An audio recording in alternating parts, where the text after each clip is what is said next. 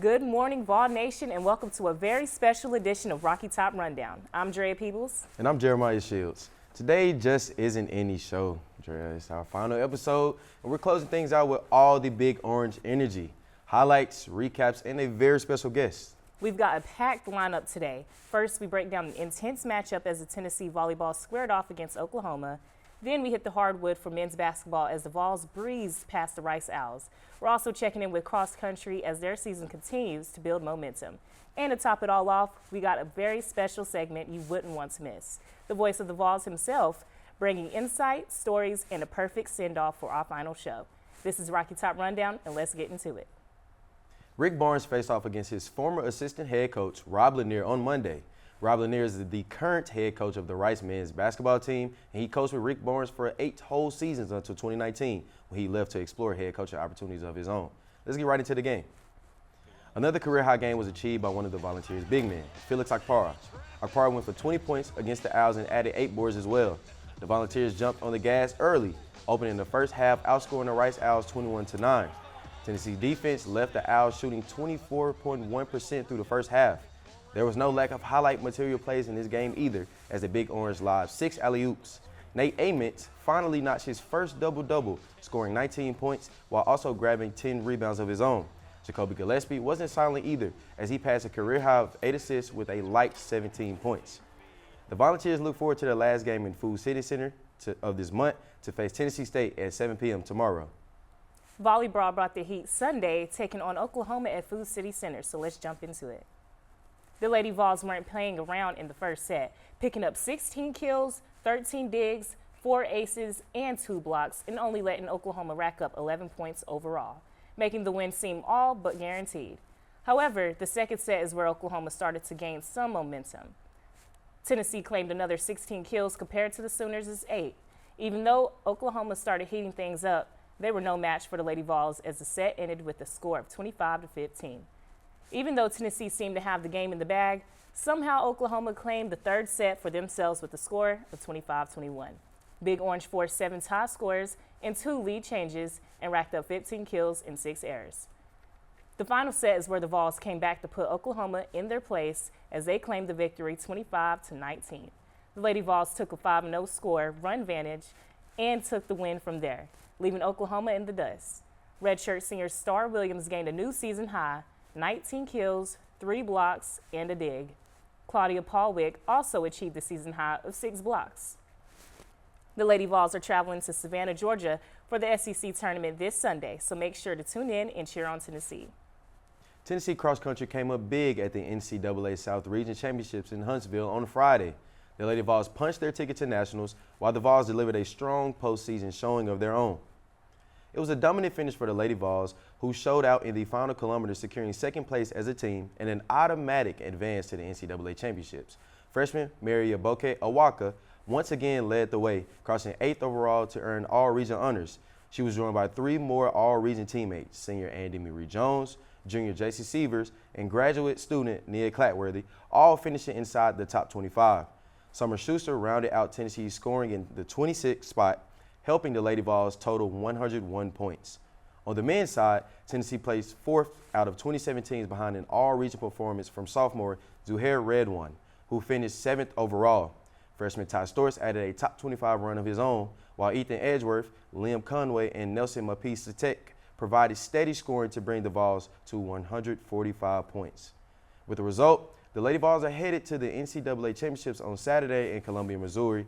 The men's team will now wait to see if they will earn an at-large bid to join them on the national stage. We're excited to welcome a familiar voice to the studio today. Mike Keith is here with us, and Arcavita Bass is ready to chat with him. Thanks, Dre. I'm here with the one and only Mike Keith. Mike, thank you so much for joining us today. It's my pleasure. Thanks for having me. Absolutely. Well, Mike, taking a look at the history that you've had, Mike Keith, that name, it means something to Tennesseans. Wow, thank you. Absolutely. And going back to when you were 7 years old, watching games live with your dad, to then reporting on them as a collegiate student, to now having that honorary title of being the voice of the Vols. That's a full arc moment. So for you looking back on everything, what does that look to you today? How does that look at you? Every day it grows a little bit, Kavita, because I've been able to chase a dream, and to a certain extent to get there, there's still a part of me that thinks there's so much more to do with this role and what we've got. I don't feel totally worthy.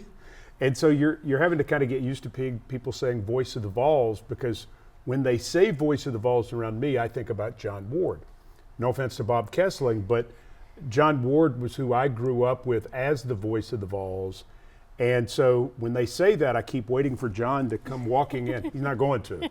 But there's a certain amount of respect that I have, understanding what the Vol Network means to people, and really understanding, too, what Tennessee fans, really just how passionate they are about everything they do and the level of responsibility that you have in bringing them the action. So, Kavita, it has been a great 10 months so far. It's hard to believe we're almost through football season. We're into basketball season. It's almost December. It's kind of crazy, but I've had a blast and still having a blast. Amazing, amazing. And speaking about, hosting the games, especially for the fans, specifically Tennessee fans, Sure. They have a name for themselves. And you and Brittany Tarwater actually have sort of a pregame segment that y'all host before the games. And take us through what really initiated that segment to co-host together. So you're talking about the Volunteer Game Day show. I am. And it was an idea. It was something we did with the Titans, not surprisingly called Titans Game Day, working with the same company, Gray Media. And we really liked what it did in Nashville because it gave us a chance to bring people to the stadium. No offense to the NFL, but it does not have the game day atmosphere of Tennessee or several SEC places. It's just different. So our idea is, let's do an hour-long show. Let's bring you on site to wherever we are. If you can't be here, you can feel like you're going to be here. And you can see the band, and you can see the Vol walk, and you can see the players warming up, and everybody all dressed up and all of it. And if you are here, then we're in Gate 9 at the Truly's Tailgate area, which is new. And there's long been a radio show on the other side at Gate 21. Now we wanted to give the people towards the south end zone their own thing. And so between what we have going out over the air and then what we've got going live, we think we've created something special. Brittany Tarwater was our first choice to host the show because she's an LVFL, because she's so well known here, and she just brings it just feels like it's a big deal because she's there. Between she and Heath Schuler, who was a runner-up for the Heisman Trophy, it just feels big. It feels special. It feels important. And we have had a blast with that show. When Leanne Morgan was on campus, we asked her to be on the show. She said, I want to be on that show. It's like, okay, maybe we got a little something here. So we're working for bigger and better things the rest of this year and into next year. I love it. And my last and final question, with that show, yes, what is the most Tennessee thing you've witnessed while filming the pregame show that could only happen with this fan base? Boy, that's great. I think just the overall reaction that Tennessee fans have to Heath. When we had Andy Kelly and Darryl Dickey, two former Vol quarterbacks there, the reaction of the fan base. Listen, I started, you mentioned it. Yep. I started following Tennessee football when I was 7. Condridge Holloway was my first hero. I get it. I think it's one of the advantages that I've had coming back into this job is I don't just know what's important to Vol Nation. I am one of them. And I was away for 27 years, so I also know what was important to me when I was sitting in Buffalo, New York last year watching Tennessee beat Alabama.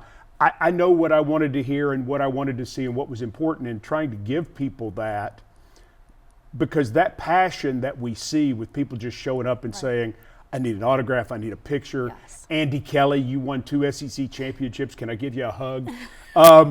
That is so Tennessee. And I love it. I love it with all my heart, because the people around the country talk about us. They don't know who we are. They don't get it. And, you know, I'm not here to change that or to change anybody's opinion. I'm here to enhance it if they never get it, that's their loss, because we are unique in the way we look at things and in the passion that we have and the depth of how much we care. That we are. And what a great thing you've done for us. Well, thank you. So far. I appreciate it. And I thank you for joining us on today's segment. And we'll then turn things back over to the desk. Jeremiah? Thank you, Kavita and Mike. That was our Kavita Bash, joined live by Mike Keith in studio. That's going to do it, folks, for our final edition of Rocky Top Rundown. It's been an incredible ride covering all things Tennessee with you. We've loved telling these stories, sharing these moments, and representing the orange and white each week. To everyone behind the scenes, everyone who tuned in, and everyone who keeps the spirit of Rocky Top alive, thank you. For the last time, thanks for watching Rocky Top Rundown. And as always, go Vols!